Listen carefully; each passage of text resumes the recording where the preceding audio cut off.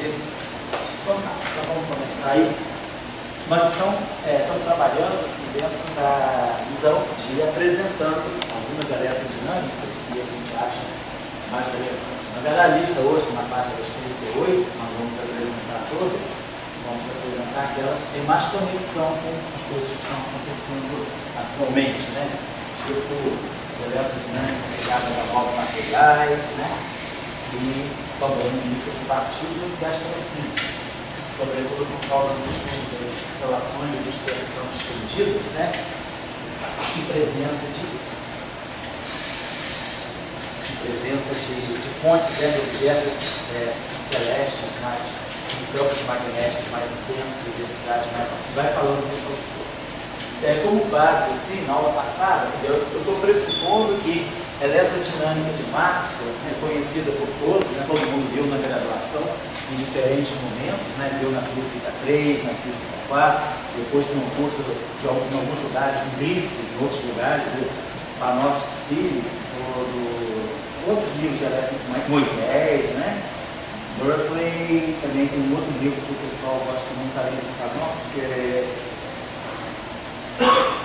livro bem de graduação ali. Bom, mas eletromagnetismo de Maxwell, o máximo que talvez possa ser mais aprofundado para alguns de vocês sejam questões ligadas a, por exemplo, teoria da radiação, né, que a gente vai falar aqui, expansão de multipolos, e vamos fazer de uma certa maneira, e às vezes também essas cavidades, né, cavidades ressonantes, casos proxiais, mas isso está bem feito no chat, eu deixo por conta do chat. Vamos tentar falar de coisas mais atuais e tentar sempre aquilo que a gente estuda no eletromagnetismo de Maxwell, tentar transportar para essas novas visões. Então, na aula passada, a gente tinha falado basicamente do eletromagnetismo próprio, da eletrodinâmica de própria, e a eletrodinâmica que envolve.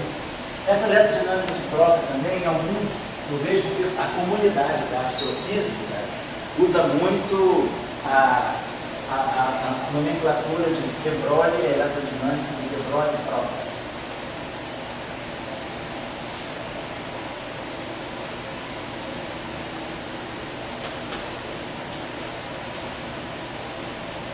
Comum, né? Quer dizer, é a mesma coisa.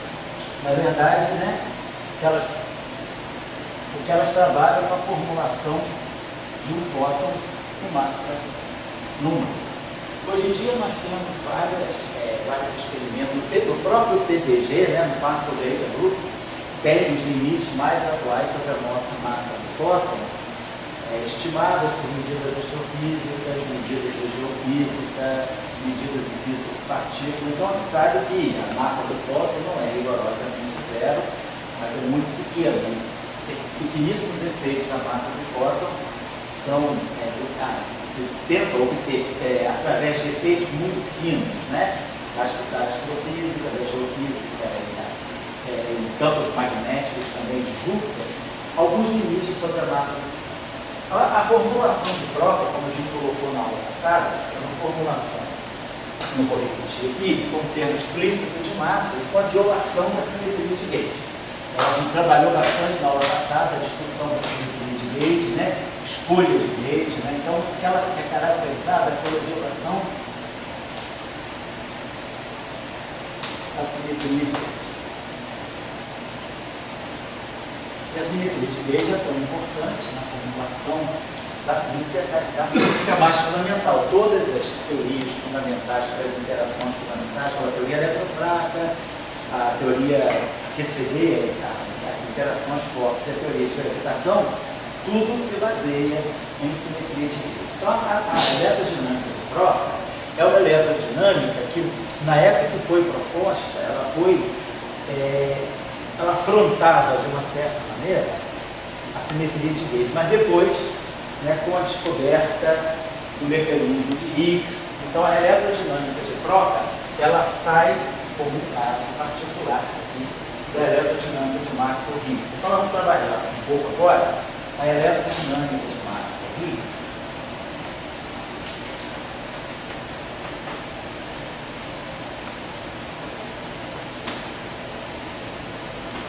Essa coisa do fóton massivo competiu com o foco sem massa, o que predomina na literatura. Eu não vejo na literatura, não vejo compartilhando um foco sem massa com um foco com massa. Vamos falar disso daqui a pouco aqui. Também. Vamos falar, isso é importante. Até que ponto, né? Ou a gente exclui e fala do foco eletrodinâmica e foco sem massa. Ou posso falar de uma eletrodinâmica com foco massivo. Mas será que os dois podem coexistir? Será que eu posso falar de uma eletrodinâmica onde haja um foco com massa que convive com um foco sem massa? Então, depois a gente vai falar sobre isso aqui. Esse item. Bom, então, a eletrodinâmica. Agora, por exemplo, eu sou um professor que quero sair do Maxwell e fazer uma engenharia fotônica. Você quer deixar de levar o choque e medir na luz? Sei. O que eu preciso botar na equação do Maxwell? Que tem divergente é igual a pouco. Sei. O que você tem que pregar lá na equação para poder sair, vamos dizer assim, da carga e ir para o foco? Fazer uma engenharia fotônica. Eu soube que os militares da BIM. Sei. Eles estão querendo fazer uma bomba atômica. Não, eles descobriram que, vou dizer, nas suas aulas aí, que o núcleo do átomo tem fortes campos eletromagnéticos para serem liberados. Sei. Então você pode botar também bomba atômica fotônica. Big Bang fotônica. Para deixar como sobremesa da aula essa tua pergunta. Só para não atrapalhar esse aqui, não é? A pergunta nunca atrapalhar. Não, eu estou querendo fica como sobremesa. Você está pegando uma equação, a gente tem agora tem próton, agora tem o outro. Vai aumentando, mudando as equações de máquina. Daí um cara que falou, eu queria fazer uma engenharia fotônica. Eu devo fazer. Falar sobre isso. Bom, a eletrodinâmica de Maxwell ela está ligada, né? Quem vai ser o aspecto importante dela é que a simetria de gauge não é perdida, mas de uma certa maneira é deslocada. A gauge não é perdida,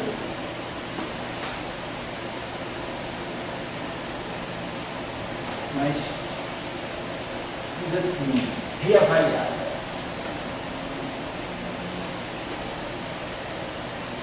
E o outro fato importante é que ela leva à presença de um fóton de massa no mundo. O que é importante, por exemplo, sobretudo no fenômeno da supercondutividade, onde a presença de um fóton sem massa é muito importante em conexão com o efeito Meissner.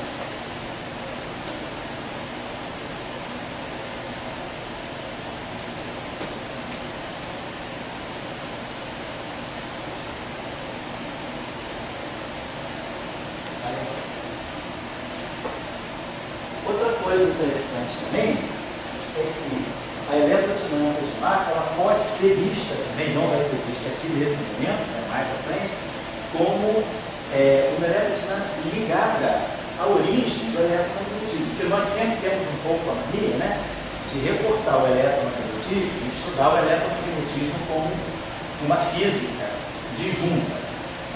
Qual é a física que eu estou estudando? O eletromagnetismo. Mas ele não pode esquecer que hoje nós já sabemos disso há pelo menos 60 anos, 58 anos praticamente, né? 50 anos praticamente, que o eletromagnetismo ele é uma interação unificada com a interação. Na verdade, a gente não fala tanto do eletromagnetismo, a gente fala de interação eletrofrágil. Até que ponto nós conseguimos, né, desconectar essas duas interações e, por exemplo, chegar ao que o Jackson faz lá no livro dele, que é um livro só de eletromagnetismo, sem qualquer comprometimento com a origem do eletromagnetismo dentro do modelo padrão, que seria a origem eletrofraca do eletromagnetismo. Hoje nós sabemos que a interação fraca ela repercute no eletromagnetismo, dando correções, por exemplo, do magnetismo do elétron, dando correções do magnetismo do muon. Então a gente sabe que com o nível de precisão que que a gente tem hoje dois experimentos. E com o nível de conhecimento teórico que nós temos, do modelo padrão, o eletromagnetismo, ele já não dá mais para descolar ele completamente. Isso no fundo é só uma atitude normativa de um curso, sabe? Eletromagnetismo. Na verdade, o eletromagnetismo é parte da interação eletrofrágil e recente do setor fraco também das interações. O W+, o W-, o CC, o próprio bóson de Higgs, ele tem uma interferência pequena no eletromagnetismo no mundo macroscópico. Mas quando eu vou olhar as interações eletromagnéticas que ocorrem no LHC, essas interações são fortemente influenciadas pelo setor das interações fracas também.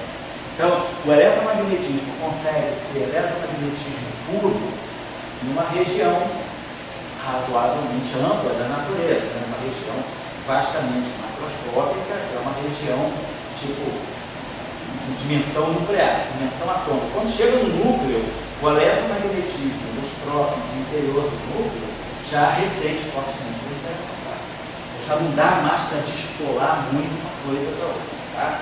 Então, nessa visão, é interessante a gente já começar a perceber porque é a eletrodinâmica de Maxwell Higgs e, ao mesmo tempo, né, a eletrodinâmica de Maxwell Higgs não só se aplica nesse setor, nesse domínio mais fundamental da matéria, mas no próprio supercondutor, onde no supercondutor, o que nós temos, a quem rege o supercondutor, é a interação eletromagnética, puramente.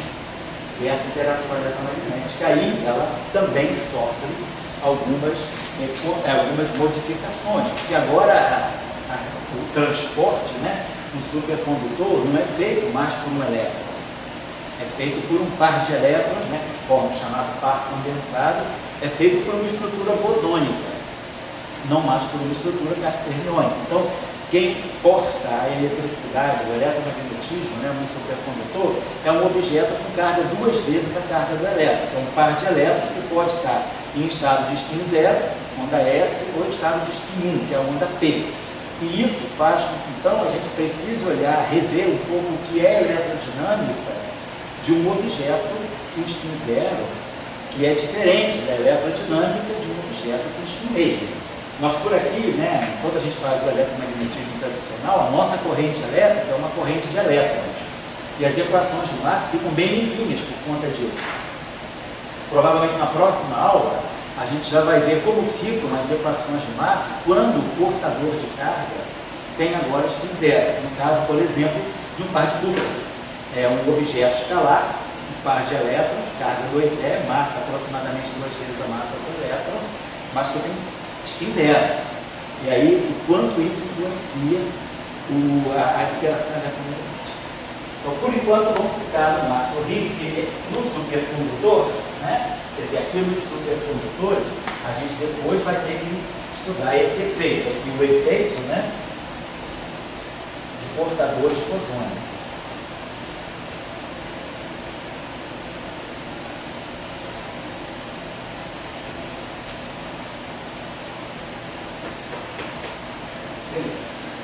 Então, o que é a eletrodinâmica de Maxwell Higgs? A eletrodinâmica de Maxwell Higgs é uma eletrodinâmica que acontece com dois ingredientes, os dois campos, né, os dois campos fundamentais da eletrodinâmica de Maxwell são o campo eletromagnético e o campo de Higgs.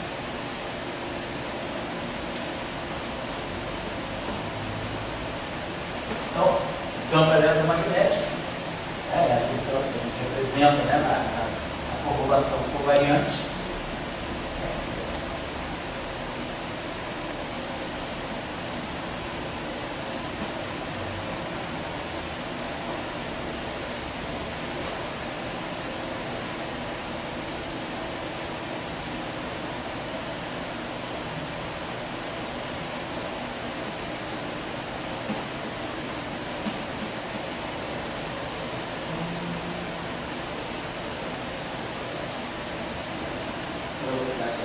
Ou se a gente quiser, pode dizer que, na verdade, o que está em jogo é o potencial elétrico e o potencial vetor magnético. A gente mantém tudo igual no primeiro lado. É menos gradiente de φ, menos gradiente de V, é rotacional de ar.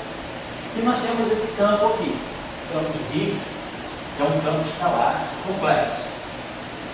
É um campo escalar complexo, formado, então, vamos dizer, por dois campos aqui, digamos, um campo φ1 real e um campo φ2 também real. Então, a gente coloca esse nome. Então, tem um campo complexo.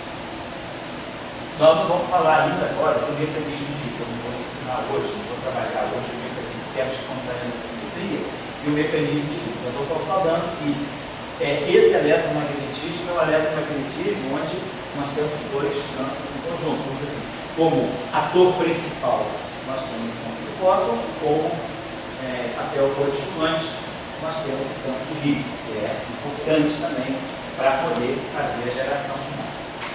Então, a eletrodinâmica de Maxwell-Higgs, e aí, aqui, não estou explicando isso hoje, não vou colocar isso hoje, eu acho que poderia, mas vai desvirtuar um pouco o andamento que a gente está dando no curso, né? Se eu for ver que a discussão da quebra espontânea da simetria, isso aí deve pelo menos umas 2 aulas para dar.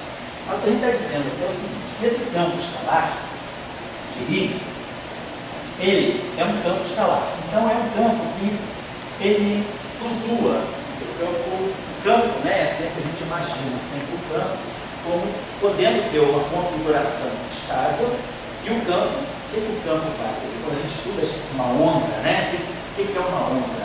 É uma perturbação que se propaga. Né? A onda eletromagnética é uma propagação de uma perturbação que existe no espaço. Que perturbação é essa? A existência de um campo elétrico e a existência de um campo magnético. Essa perturbação se propaga no espaço do tempo com uma certa dinâmica. O campo de Higgs também é uma perturbação. Só que esse campo de Higgs ele pode sofrer um efeito, né? O campo de Higgs ele pode sofrer um efeito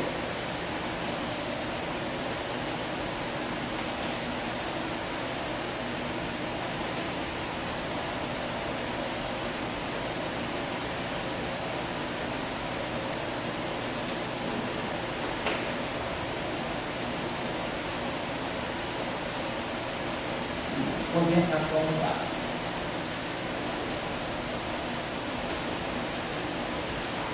Esse efeito de condensação no vácuo, nós vamos estudar aqui no curso, na verdade, o fenômeno chamado quebra espontânea da simetria. Vou dar a sigla aqui em inglês, spontaneous symmetry break. Então, isso significa que esse campo, ele se propaga como uma flutuação, quer dizer, é uma onda, alguma coisa que se propaga, mas não em torno do vácuo trivial, em torno de um vácuo que esse campo mesmo cria. Por exemplo, esse campo φ, ele adquire essa expressão. Ele é uma configuração constante de campo, vou chamar aqui de V0, vou explicar o que é isso.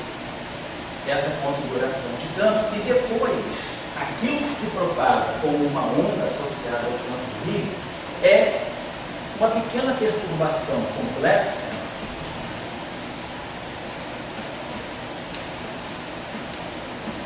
parametrizada esse nome.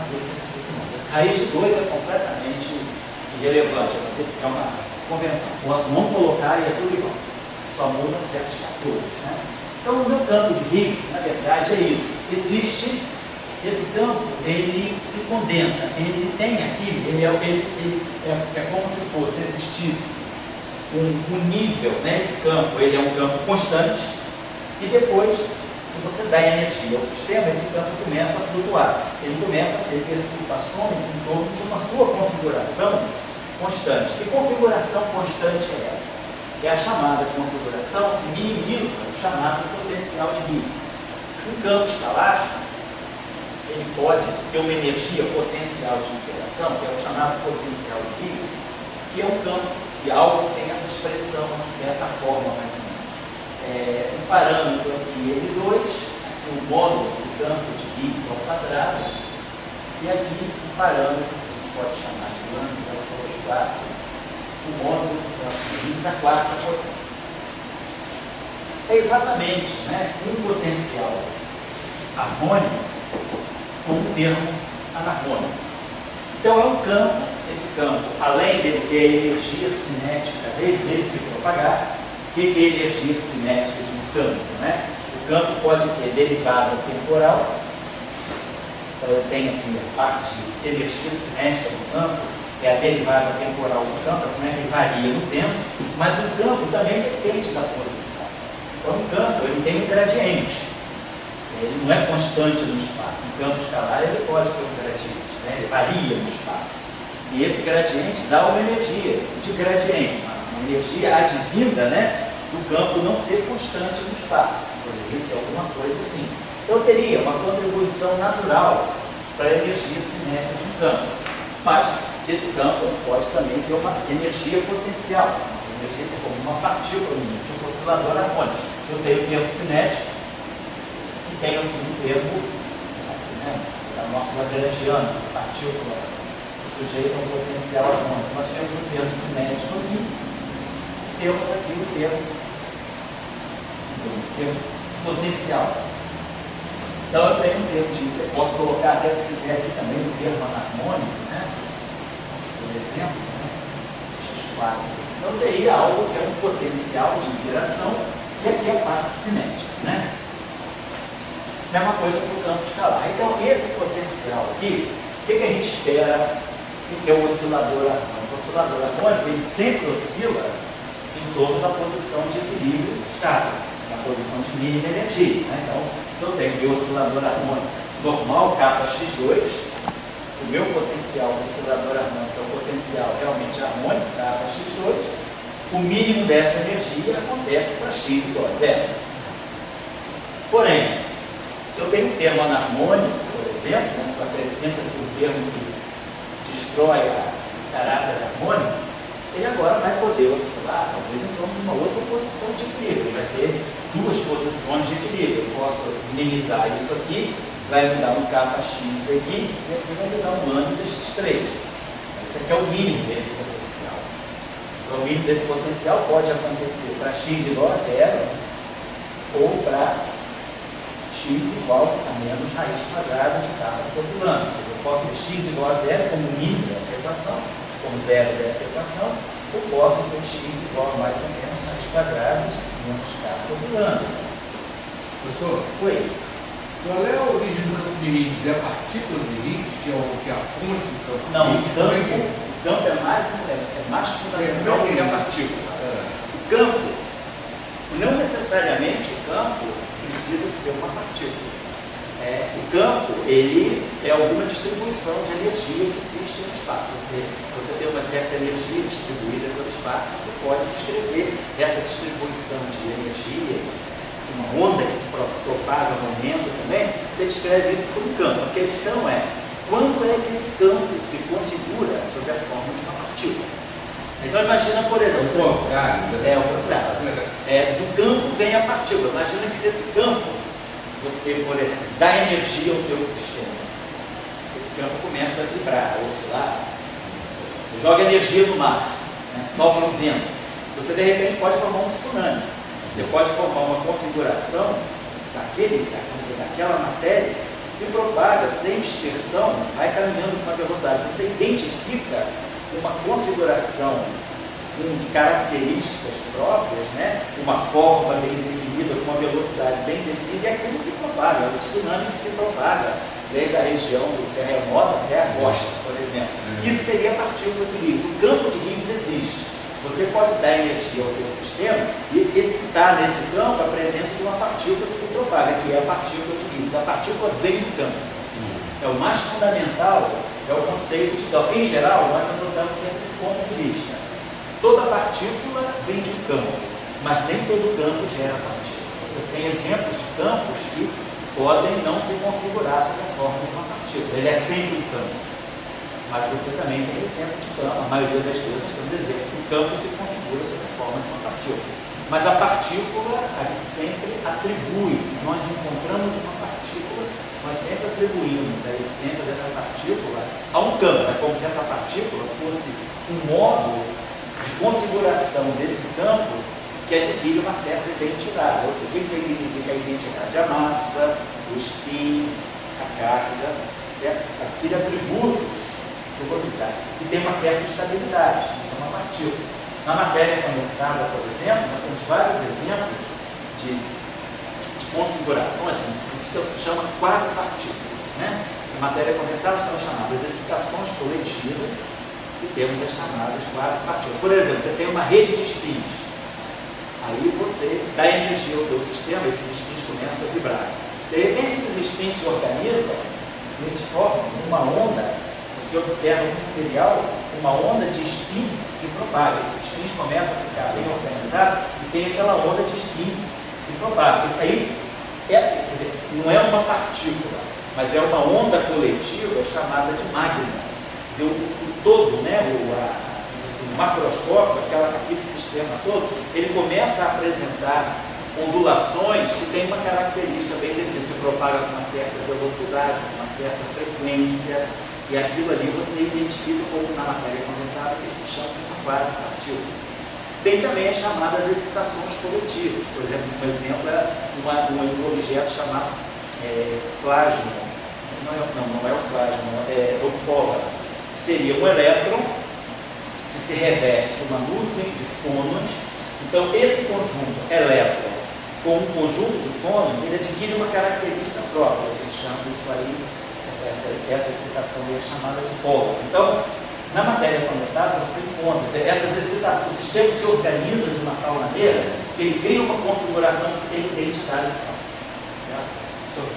Então, o campo de Higgs, ele gera uma partícula, que é a partícula de Higgs. Pois não? O mesmo campo ele pode gerar bósons e férios ou não? Você pode gerar bósons e outro campo pode gerar férios.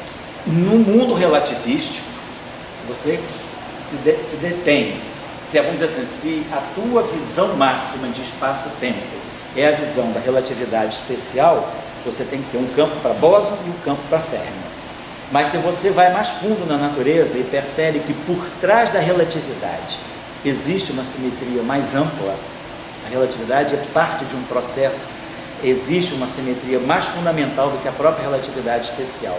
É uma simetria cujo quadrado da relatividade especial. Essa simetria é a supersimetria. Então, é como se a relatividade especial é a raiz quadrada da supersimetria. Vamos colocar dessa forma assim, grosseira, né? É como se você dissesse, a relatividade especial, ela é a raiz quadrada da supersimetria. Então, existe uma simetria mais ampla, a partir da qual duas supersimetrias combinadas geram a relatividade. E aí, na supersimetria, você pode ter um campo que gera bósons e férmions simultaneamente. Você não tem essa separação.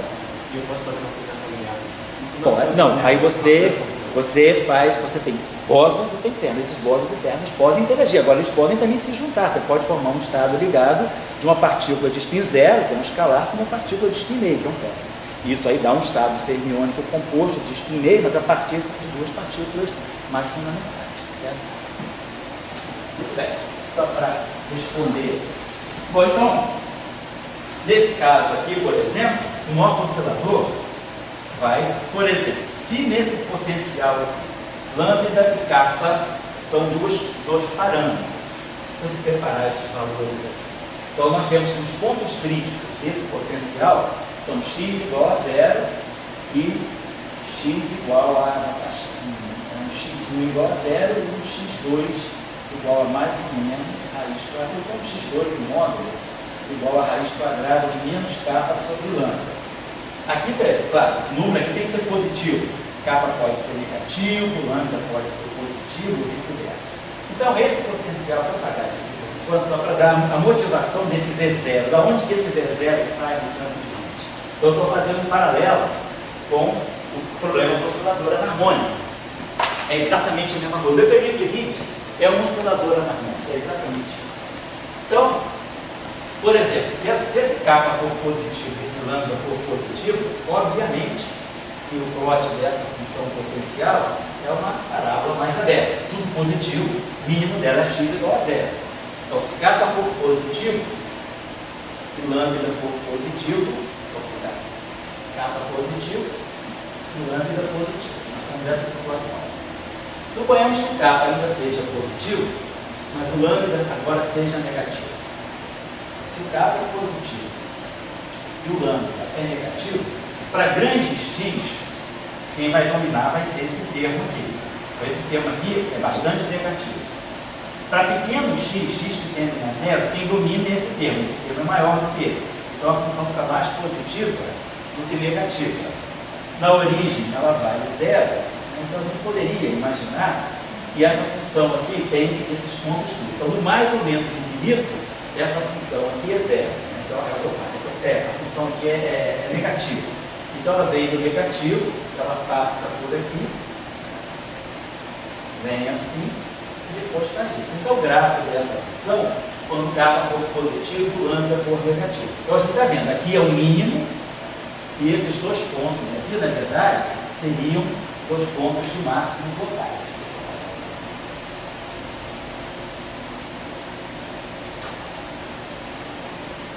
Vamos fazer agora o plot do k agora podendo ser k positivo, lambda positivo e negativo. Agora k negativo e lambda positivo. Então, se o k é negativo e o lambda é positivo, para grande x, quem vai dominar vai ser esse termo. Então, à medida que x cresce, a função vai ficando mais e mais positiva. Próximo da origem, x2 é muito maior do que x4, um x muito pequeno. Então, esse termo aqui começa a dominar. Então, esse nosso gráfico vem lá do mais infinito, né? Ele deve se tornar um pouco negativo, pode se tornar um pouquinho negativo. Na origem, ele tem que ser zero, obviamente. Então, nós temos essa forma aqui. Então, mais ou menos, esse é o plot da função para k negativo e lambda negativo. E é claro, agora, se os dois são negativos, a situação é aquela ali invertida. A função é completamente negativa. Então, nesse caso aqui, não existe nenhuma configuração de mínimo. Nesse cara aqui existem dois mínimos locais, a origem é o máximo local. Aqui é o contrário, a origem é um mínimo local. E aqui é uma posição, é um equilíbrio, vamos dizer, a posição de equilíbrio é trivial. Então, nessa situação aqui, a posição do a mínima energia do oscilador harmônico, o que é energia? Energia é 1 meio de mx ponto ao quadrado menos v de x. Então, nesse caso aqui, a configuração de equilíbrio, né, claro, isso aqui sempre máximo. Aí, vou colocar aqui a energia do sistema. Isso aqui é o Lagrangiano, vou colocar a energia. Energia é isso aqui. Então, o mínimo de energia, nesse caso, isso aqui é uma função, o mínimo dela é zero. Isso aqui é uma grandeza positiva ou nula, no máximo, no mínimo ela é zero. Então, o mínimo dessa energia é posição, velocidade zero na origem. Então, a partícula está parada na origem. Essa é a configuração de mínima energia do meu sistema. Nesse caso aqui, a configuração de mínima energia, eu vou procurar sempre a configuração de mínima energia, esse termo tem que ser sempre zero, porque esse termo é sempre ou positivo, ele sempre aumenta a energia. Então, se eu quero minimizar a energia, a primeira providência é minimizar esse termo, porque ele é não negativo. Então, a partícula poderia estar em equilíbrio aqui, ou pode estar em equilíbrio aqui. Pode estar em equilíbrio aqui também. Então, ela tem, só que aqui é uma posição instável, e aqui é uma posição estável. Então, a partícula ela vai ter uma posição de equilíbrio estável, ela pode vibrar, né, estavelmente aqui. Agora, essa posição é de equilíbrio estável. Qualquer perturbação tira ela do equilíbrio. Esse caso aqui é o contrário, né? Eu tenho duas posições de equilíbrio estável, não triviais. Então, ou a partícula vibra nesse poço, ou ela oscila nesse poço. Aqui é uma posição de máximo local. E aqui, ela não tem nenhuma configuração estável. Porque botou ela aqui, mexeu ela assim. Vai lá para baixo, ela vai rolar até o menos infinito. Então, essas situações aí. Por exemplo, se eu for olhar o meu oscilador harmônico nessa situação, a posição de equilíbrio dele é x0. Então, aquilo que vai ser a coordenada do meu oscilador harmônico é a própria coordenada x. Por exemplo, nesse caso aqui, meu sistema vai vibrar ou em torno desse mínimo, ou em torno desse mínimo. Então, o que eu vou estudar, quer dizer, a coordenada, que na verdade vai ser a coordenada oscilatória, não é a coordenada x, é a perturbação em torno do equilíbrio. Digamos que se esse equilíbrio aqui tiver uma posição, vamos dizer, essa posição aqui, que eu chamei de x1, vou chamar de V0, chamar essa posição aqui, isso aqui é um V0, isso aqui é um menos V0.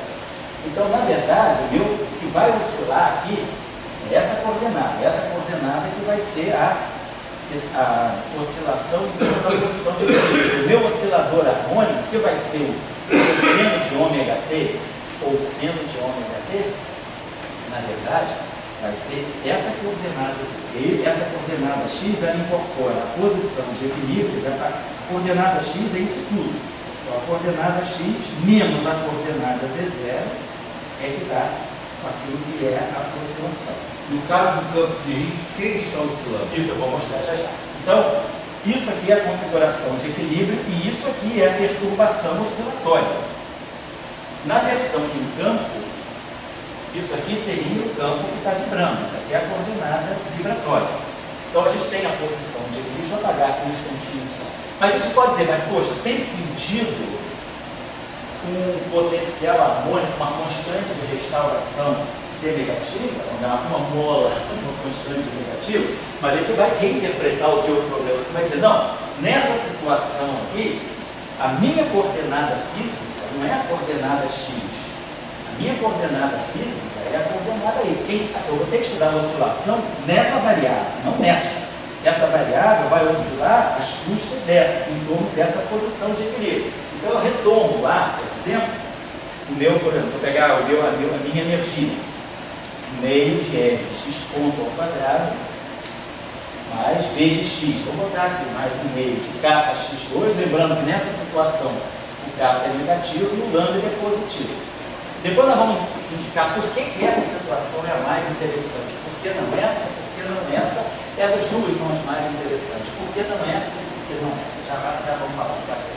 Então eu coloco, agora eu sei, agora que eu entendi que o meu problema é estudar oscilações em torno de V0 ou de menos V0, eu sei que a coordenada física do meu problema é isso. O meu oscilador harmônico é na variável y, não na variável x. Então vamos substituir isso aqui. Em termos de velocidade, derivar isso aqui em relação ao tempo, isso aqui é uma constante. Então vai ficar o meio de my ponto ao quadrado. Aí agora eu vou substituir aqui, vai ficar mais um meio de k. Aí vamos ter V0 ao quadrado, mais 2V0y, mais y ao quadrado. E vamos ter aqui o tempo parte, mais lambda. Aí vamos levar isso aqui à quarta potência. V0 à quarta, mais 4, V0 à terceira, y, mais 6, V0 ao quadrado, y2, mais 4, V0, y3, mais y4. Então, esse é o meu problema. Estou agora reescrevendo o meu problema em termos da coordenada física. Aí vamos olhar. Então, esse termo aqui está lá. Esse termo aqui é uma constante. K V0 ao quadrado, lambda V0 à quarta. A energia é sempre definida menos uma constante. Então, eu posso trazer essa constante e essa constante para cá e redefinir a minha energia, chamando de energia ativa. Então, isso aqui desaparece, isso aqui desaparece. Se nós formos olhar o coeficiente de y, o coeficiente de y é k mais lambda, o coeficiente de y é k V0 mais lambda V0 à terceira. Isso aqui é justamente a condição de mínimo. É a equação de mínimo que sai daqui, ó, kx mais lambda x3. V0, qualquer mínimo ou máximo, V0 é a solução dessa equação. Então, o meu V0, que é a raiz quadrada de menos k sobre lambda, satisfaz essa equação. Então, o coeficiente de y é zero. E deveria ser, porque eu estou expandindo a minha função em torno do mínimo. Então, se eu expandir isso aqui em torno de V0 mais y, V0 é o mínimo da função, a expansão de Taylor me diz f de V0, é uma constante, mais a derivada de V0 vezes y. E depois mais a inflexão, mais f2 mínimos, né? De V0 e y2, e assim vai. Então, é claro, o primeiro coeficiente tem que ser zero, porque se isso aqui é o mínimo, então a derivada do mínimo é zero. Então, não é uma surpresa que o coeficiente do y seja zero.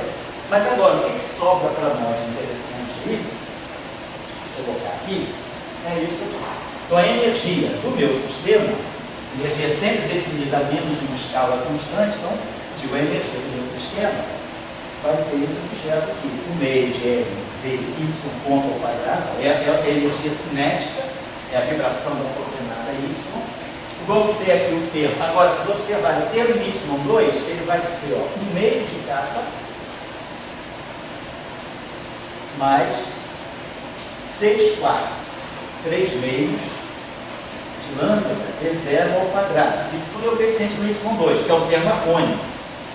Então, quem é V0? V0 ao quadrado é menos kappa sobre lambda. Então, esse lambda cancela com esse lambda, menos 3 vezes mais 2 dá menos 1. Então, isso aqui dá menos 3 vezes, certo? Então, isso aqui dá menos 1. Então, isso aqui está dando menos kappa x2. Kappa y2. Que eu posso escrever assim, ó, mais 1 meio de menos 2 kappa y2. E aí agora, tem um termo em y3, que eu não vou escrever, tem um coeficiente aqui em y3, e tem um coeficiente aqui em y4.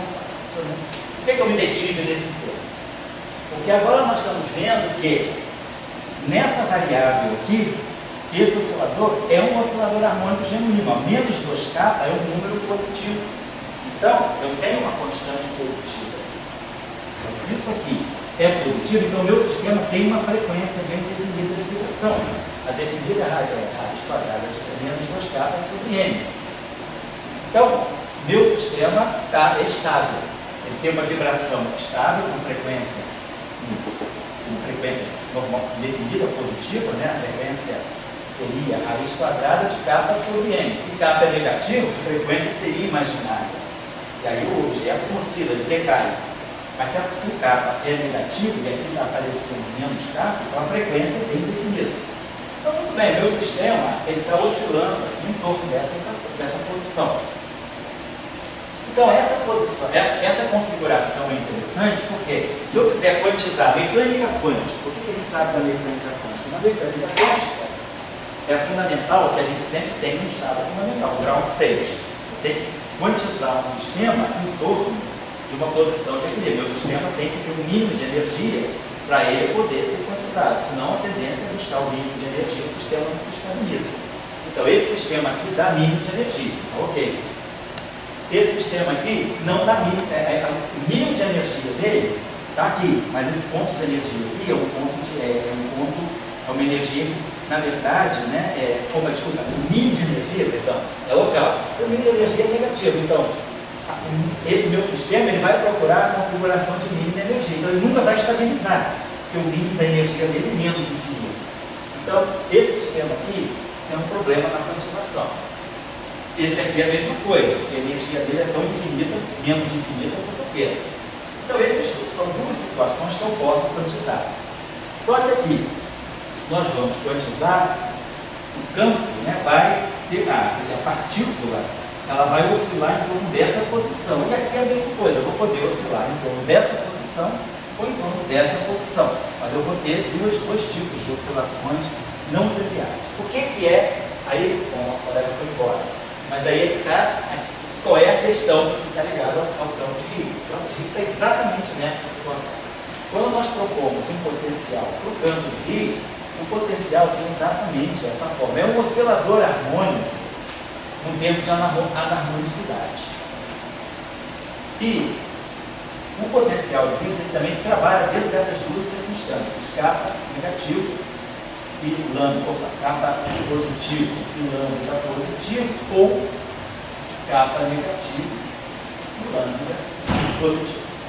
Então, nessa situação aqui, o meu problema ele é tal que o meu campo mínimo é o ponto zero.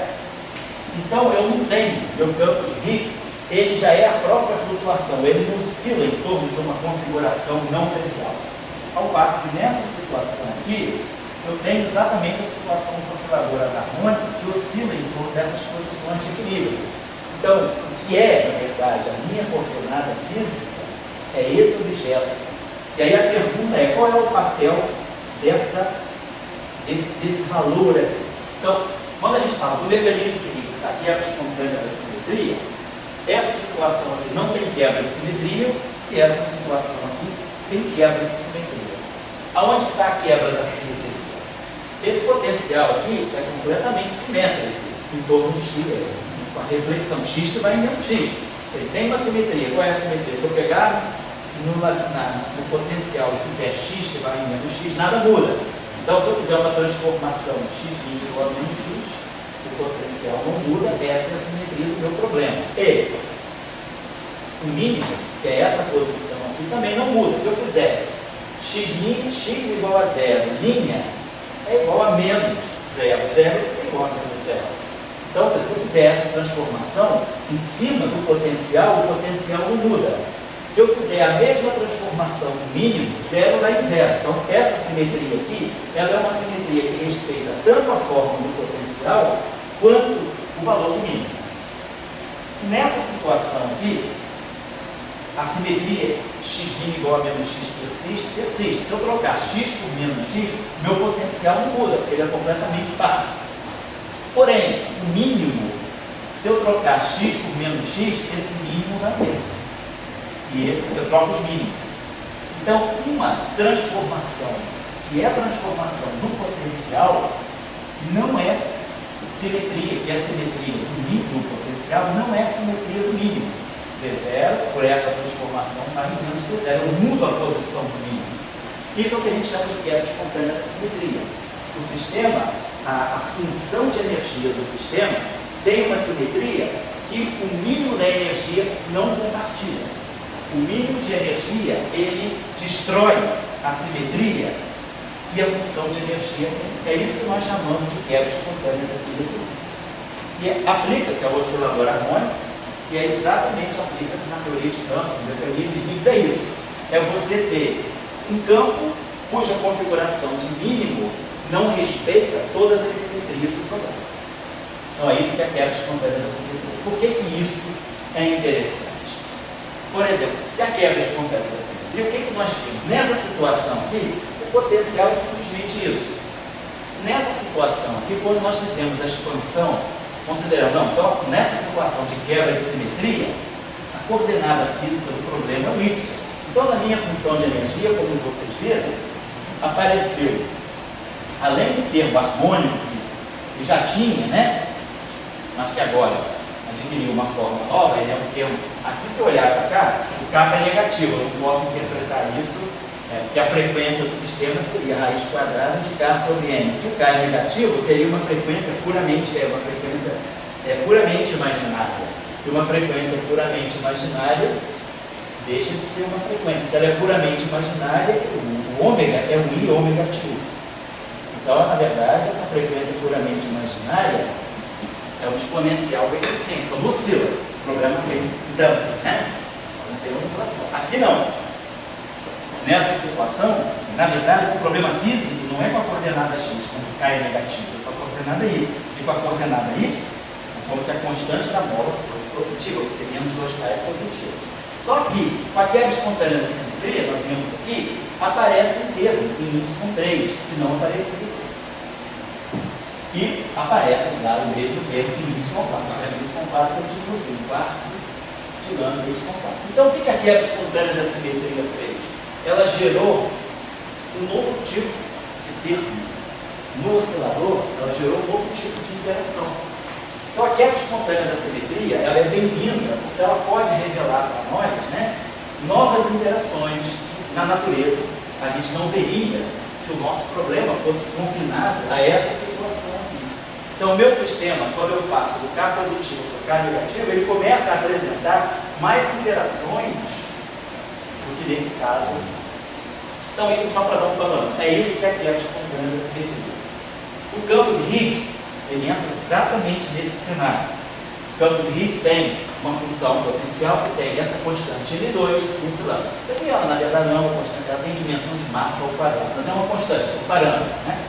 Se esse parâmetro for negativo e esse for positivo, o gráfico dessa função é exatamente esse. Então, o campo φ, ele vai flutuar não em torno dessa posição, mas em torno dessa posição ou dessa posição. Então, o meu campo φ adquire ele chega a uma situação tal em que ele começa a oscilar, não mais em torno da origem, quebra a simetria por isso, porque o mínimo do campo φ não vai estar mais aqui, vai estar aqui ou aqui. Então é isso que nós chamamos de quebra da simetria. E agora, qual é a consequência disso? A consequência disso é gerar fatos físicos novos. O que foi o fato físico novo? Por exemplo, a constante da mola, que na situação sem quebra de simetria né, era negativa, com a quebra de simetria, a gente viu que aquela constante, na verdade, é positiva, porque a constante da mola, na verdade, não é o K, é menos do K. E eu descubro novas interações. Parece uma interação cúbica que normalmente não tem no oscilador anarmônico, é o X2 e o X4. E dentro das coordenadas Y aparece inclusive um Y3. Então a quebra espontânea da simetria, ela pode revelar novos fatos. A questão é, quando agora a gente relaciona o campo de Higgs com o campo eletromagnético, um dos papéis do campo de Higgs é gerar uma situação de massa para o fóton, mas sem quebrar a simetria da função de energia, né? Como nós vimos aqui, o campo de Higgs, a quebra espontânea da simetria, ela não quebra a simetria da energia, da função energia do sistema. Ela quebra a simetria só na configuração de mínima energia, ou seja, aquilo que é o estado de mínima energia do sistema, que seria um vácuo quântico, ele tem menos simetria do que o sistema como um todo, que é a função de energia. Essa é a quebra espontânea da simetria. E quando a quebra espontânea da simetria se dá num cenário em que há o eletromagnetismo, então, isso vamos estudar depois com mais detalhes, não vou falar agora. A quebra espontânea da simetria, ela, em conexão com o eletromagnetismo, não só com a eletrodinâmica, mas em conexão com qualquer simetria de Higgs, ela gera o chamado mecanismo de Higgs. Então, o mecanismo de Higgs nada mais é do que uma quebra de simetria em presença de uma simetria de gauge, que é a simetria de gauge do eletromagnetismo. O eletromagnetismo tem simetria de gauge. Se eu coloco agora, aproximo o campo de Higgs do eletromagnetismo, a quebra espontânea da simetria, ela se manifesta sob a forma do mecanismo de Higgs e o fóton adquire massa. Então, vamos discutir essa questão. Então, é isso que está em jogo desse eletromagnetismo. Professor, Pois não, pode falar. duas perguntas. Pois não. O campo C complexo, ele tem uma Tem. Qual é o teu? Que na energia é você. Ou o acelerador. O que você faz quando você liga o LHC? Você rouba a energia de Genebra e joga energia no sistema. Então, qual é o papel do acelerador? É acelerar os prótons. Então, você joga energia no sistema, você joga um PeV no sistema e vê em que vai dar. Você que trabalhou no LHCb, né? Você sabe em que vai dar, né? Deu muita coisa. Pode até dar uma simetria. Então, quem dá energia ao sistema somos nós. Eu preparo o meu sistema, bonitinho. Aí eu vou lá, ó, faço assim. Esse sistema vibrar. Dou uma energia, o sistema começa a vibrar. E eu vou ver como é que ele vai em frente. É isso, o acelerador de partículas é isso. Você deixa lá, próton, nunca.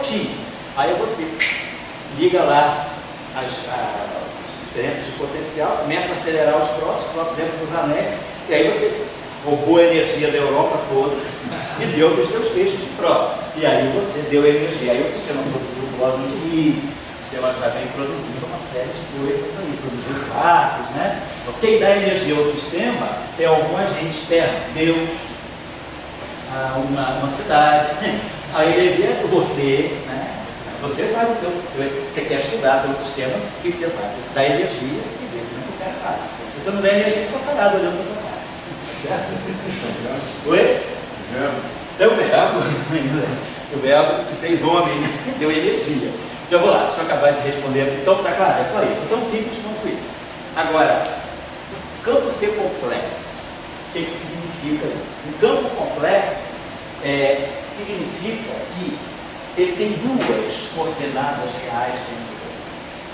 Imagina que quando você tem uma coordenada X, vamos pegar o oscilador harmônico. Eu acho que se a gente entender o oscilador harmônico, todas as suas nuances, a gente chega até na grande unificação. Pega um oscilador harmônico meio de m x ponto ao quadrado, mais um meio de kx2. Simples. Oscilador harmônico, sim, agora é positivo, tá? Ele vibra com frequência raiz de K sobre M, todo bonitinho.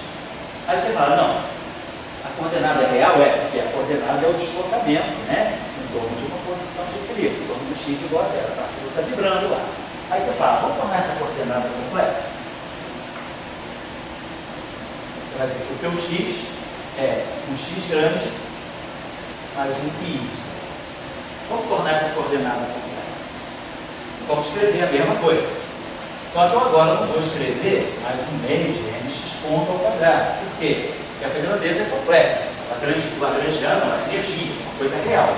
Eu posso escrever essa função que o meio de x ponto está complexo computado. Então agora eu criei uma grandeza real. Minha energia cinética real é isso. É mais um meio de x ponto.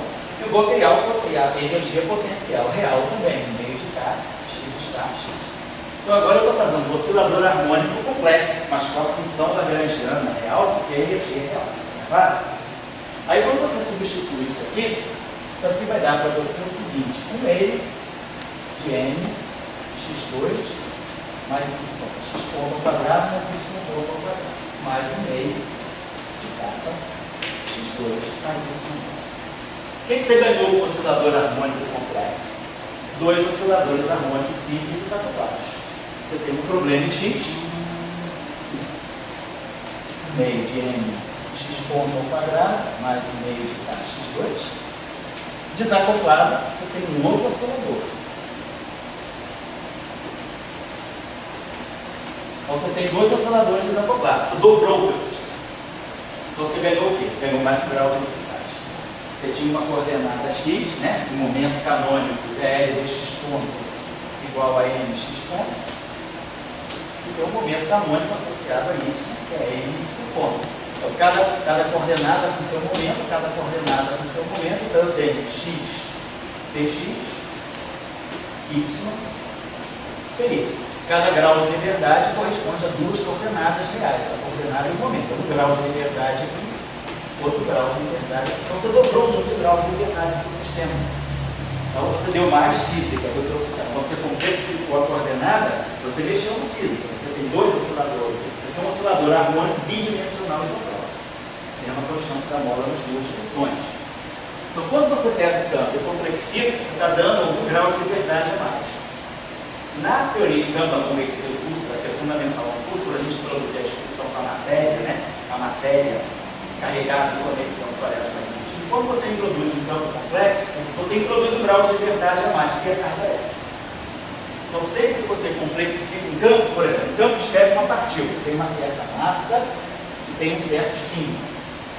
Agora, a partícula pode ter carga ou não, para o elétron. Um elétron é um pósito, ela tem carga. O fóton não tem carga.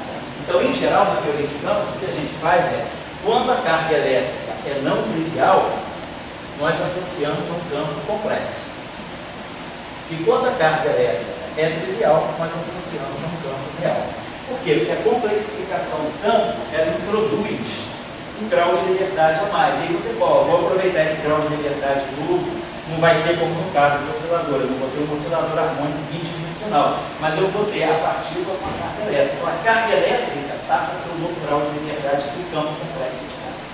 Essa é a interpretação física, legal? Vai ficar mais claro ao longo do curso. Oi, amigo, só um instantinho, só porque o Matheus estava inscrito, aí você fala, pois não? Resolveram qual é a questão? Era sobre essa questão da carga. Então tá legal. E fala, Era só um comentário. você é Alexandre? Não, Guilherme. Então, Guilherme e o Elcio, né? É só um comentário, porque quando você faz você faz a solução de quer, isso, você transforma a coordenada Z em um Z em uma coordenada complexa. Sim. E daí você tira também a rotação, por causa do Isso. grau de liberdade. Isso aumenta o número de exatamente.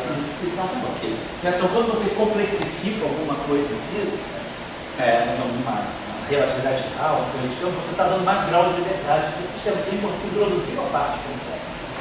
Que grau de liberdade? Então, nesse caso, você está dando grau de liberdade rotacional, por exemplo, né? Certo? Vamos fazer isso. Eu vou pensar dessa forma. Então, como agora, finalmente, agora a gente definiu o cenário, dá para começar a falar do que é esse eletromagnetismo. Então, o que está ocorrendo?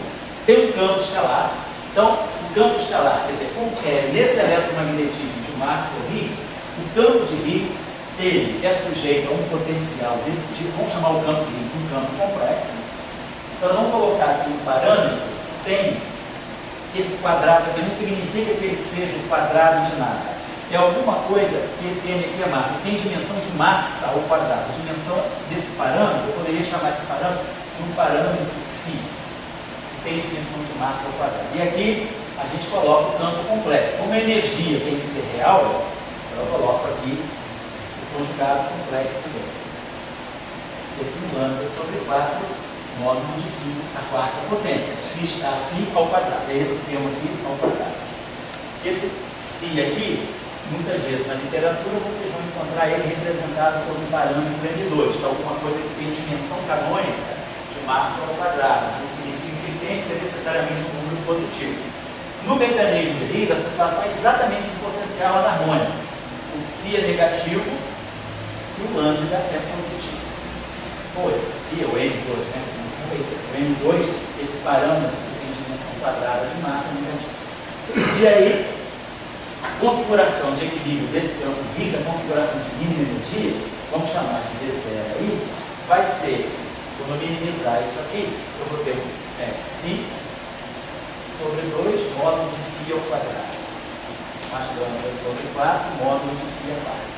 Então isso aqui só depende de módulo de φ. Mínimo disso aqui vai ser, vamos minimizar em módulo de φ. Vai ser φ módulo de φ mais lambda módulo de φ a terceira potência. Então eu vou ter, posso fatorar esse módulo de φ igual a 0, ou módulo de φ igual a raiz. Módulo, então não tem sinal mais ou menos, agora é módulo, né? Raiz quadrada de menos M2, se a gente quiser, sobre lá. Então esse é o problema. E agora a gente sabe que a forma desse potencial é esse aqui. É o famoso que o pessoal chama na gíria de fundo de garrafa ou potencial mexicano. Esse cara é negativo e esse é positivo. Então o potencial de Higgs é isso. E o meu campo de Higgs vai estabilizar aqui ou aqui. Ou seja, ele vai quebrar a simetria. Se φ for em menos φ, esse potencial vai nesse. Ele quebrou a simetria. Então isso que é a quebra espontânea da simetria. E vamos escolher. Então a gente tem o campo de Higgs vai vibrar ou aqui ou lá. Vamos dizer que ele vibra do lado de cá. Ele vai ser, vamos pegar esse T0 aqui, que vai ser raiz quadrada de menos M2 sobre lá. Então nós vamos dizer que o nosso campo de Higgs, ele tem que ser como da mesma forma que a coordenada harmônica. Ele vai ser, na verdade, eu tenho que explicitar dentro dele aquilo que é a coordenada de estabilidade, o mínimo, e aquilo que é a flutuação, a oscilação em torno do mínimo, que eu vou chamar aqui de H mais I sobre raiz de 2. Raiz de 2 é meramente uma convenção. Então, isso é o meu campo de Higgs na situação de quebra espontânea de simetria. Com N2 negativo e esse valor de mínima. Pergunta. Agora, como esse campo interage, como é que ele se acopla com o campo eletromagnético? Isso nós vamos aprender melhor quando nós fizermos as chamadas teorias de rede e teorias de ambientes. Por enquanto, eu vou dar para vocês. Oi, Eduardo. Essa quebra de simetria é uma lei física ou é um mecanismo. Eu não diria que seja uma lei física. Uma inércia? Eu acho que a lei física, vamos dizer assim, seria a simetria. Eu acho que a quebra espontânea da simetria é, vamos dizer assim, é uma circunstância que o teu sistema pode demonstrar. O teu sistema ele tem parâmetros. Você então pode, por exemplo, um parâmetro que reage ao teu sistema é a temperatura. Pode acontecer dos parâmetros físicos do teu problema dependerem da temperatura. Então, por exemplo, se a temperatura aumenta muito, um certo parâmetro pode ficar negativo, outro ficar positivo. Então, na quebra espontânea da simetria, eu colocaria que ela é mais assim, um aspecto circunstancial do teu sistema. O teu sistema pode ser tal que esse parâmetro psi que rege esse termo aqui, e esse parâmetro lambda que rege esse termo aqui, dependem da temperatura. Então pode acontecer da temperatura do teu sistema ir aumentando, até que esse parâmetro passe a se tornar negativo. Então, enquanto esses dois parâmetros estão positivos, teu sistema apresenta simetria absoluta. Quando a temperatura aumenta e esse parâmetro se torna negativo, teu sistema entra numa nova fase. É o mesmo sistema físico, mas ele entra numa nova fase e passa a ter, por exemplo, quebra espontânea da simetria. É exatamente a situação, por exemplo, do metal, ou vamos dizer, da cerâmica, que é isolante. Aí você dá com a cerâmica, né, a baixas temperaturas. Você vai vai aumentando a temperatura, tem um sistema, né? Você vai diminuindo a temperatura do sistema, tem uma situação crítica, uma temperatura a partir da qual o teu sistema passa de isolante para supercondutor. Então é o mesmo sistema, é o mesmo material, só que a temperatura, por exemplo, influenciou os parâmetros do sistema e o sistema agora entrou numa fase em que ele se torna supercondutor. Por exemplo, eu estou dizendo, no mecanismo de Higgs... dizendo que Deus é uma circunstância? Oi? Estaria dizendo que Deus é uma circunstância, a partícula de Deus, né? Sim. A partícula de Higgs, você diz a partícula de Deus, se ela é uma... Não, eu diria o seguinte, eu acho que a partícula... Isso, eu acho que a partícula, ela é fundamental, mas ela é uma partícula circunstancial. Eu diria que a partícula de Deus é política. Ela joga com as circunstâncias, né? Numa circunstância, se interessa a ela não quebra a simetria. Mas na outra circunstância, ela pode interessar e quebra a simetria. Eu acho que o sistema tem... É o que a gente chama de fase. O sistema muda de fase. É o mesmo sistema físico, mas ele muda de aspecto de acordo, por exemplo, com a temperatura, com a energia. Por exemplo, na física de interações fundamentais. Nós estamos na nossa região aqui, nós não vemos simetria S2, nós não vemos simetria o modelo, nós não vemos S5. Se existe uma grande unificação, nós não estamos vendo. Aí você vai aumentando a energia do teu sistema, aumenta a energia, aumenta a energia, aumenta a energia, você começa a entrar numa região em que você começa a vislumbrar muito mais simetrias do que você vê no nosso mundo aqui. Então, o que acontece com o teu sistema? O teu sistema transita. A interação eletromagnética é uma, a interação fraca é outra, a interação forte é outra. Você começa a aumentar tanto a energia do teu sistema que essas três interações começam a ficar cada vez mais próximas uma da outra e você tem aquilo que a gente imagina que possa ser uma unificação, onde as três interações se encontram e abaixo dessa energia elas se dispersam, mas elas têm uma origem comum. Então eu acho que nesse sentido o teu sistema ele apresenta, a natureza é essa, mas se eu olhar a natureza no nosso regime de energia, se eu olhar a natureza no LHC, eu ainda não estou vendo a unificação. Mas agora, se a gente olha a natureza 10 a 16 GeV, você já começa a ver tudo diferente. É o mesmo sistema, são as mesmas partículas, é elétron, quarto, bóson de Higgs, a W, a Z0, a Lu, é tudo.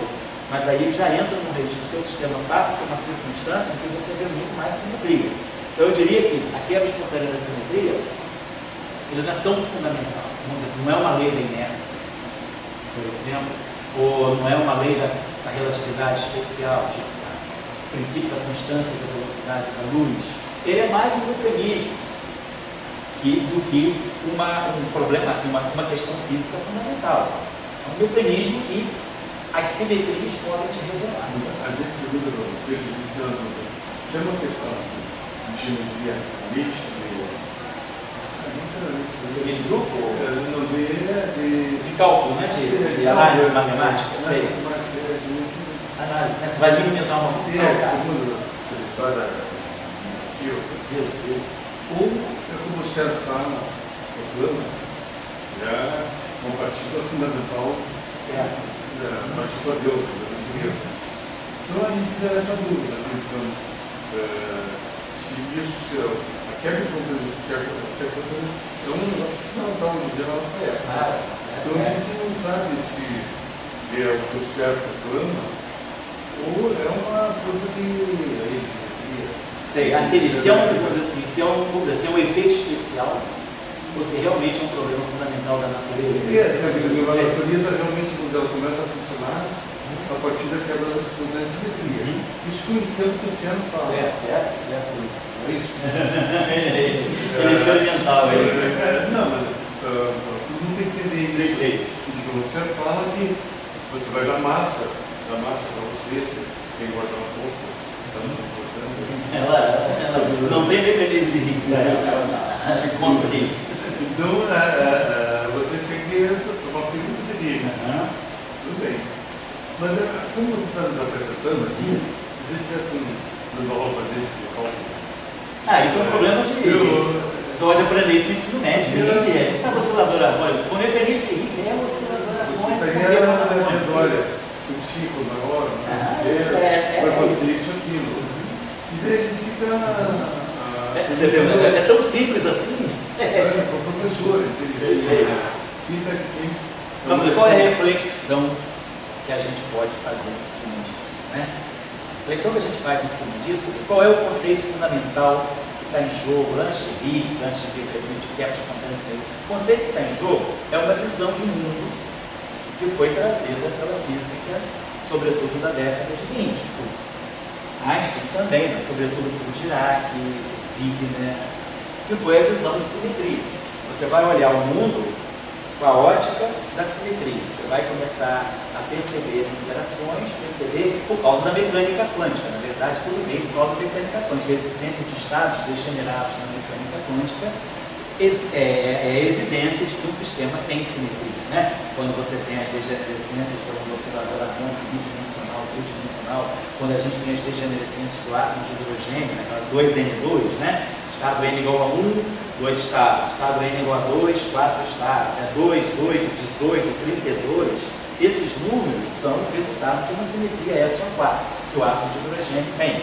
Então, quando você percebe que na natureza existem réplicas, né, de situações, que tem uma simetria, você começa a olhar o mundo. Então, será que eu não tenho que entender o mundo fundamental pela simetria? Já que eu não conheço a dinâmica do mundo fundamental, as simetrias podem me revelar o que está em jogo nesse mundo. Você entra nessa situação. Quando você adota a visão de mundo através da simetria, você aí começa a se perguntar, que é uma questão da mecânica quântica. Uma coisa é o Hamiltoniano, outra coisa é o ground state, outra coisa são os estados excitados. Então você tem o Hamiltoniano, desse Hamiltoniano você tira o estado fundamental do sistema, a partir do estado fundamental do sistema você estuda o espectro daquele Hamiltoniano e você vai descobrir os estados excitados. Esses estados excitados, na maioria dos sistemas quânticos, se organizam em multiplex, se organizam, você tem sempre degenerescências. Dessas degenerescências revelam para você a simetria do teu sistema. Então, mesmo que você não conheça o teu sistema microscopicamente, no laboratório você pode perceber a existência de estados degenerados. Então isso mostra, essa física tem essa simetria, SO4, SO2, SO3, não importa.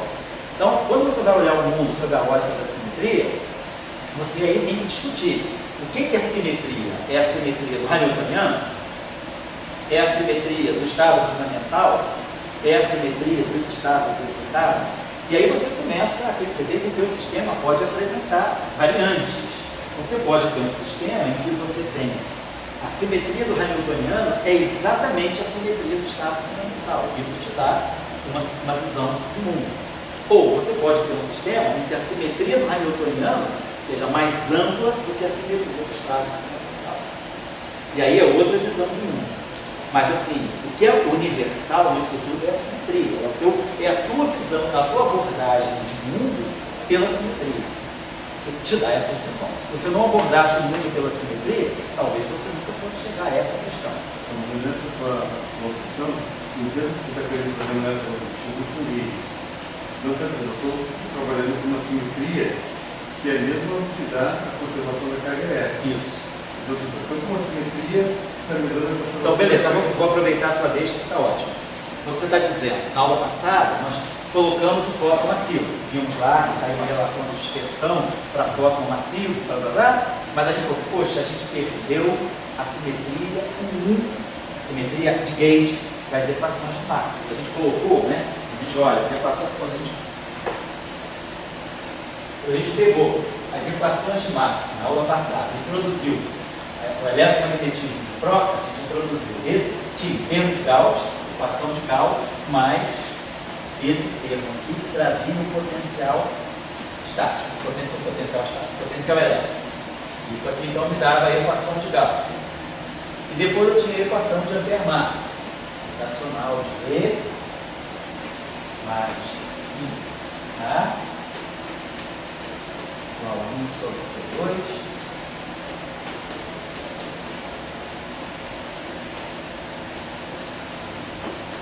Então a gente falou, esse termo aqui e esse termo aqui me destruíram a simetria de Gauge, como a gente explicou na aula passada, das equações de Maxwell.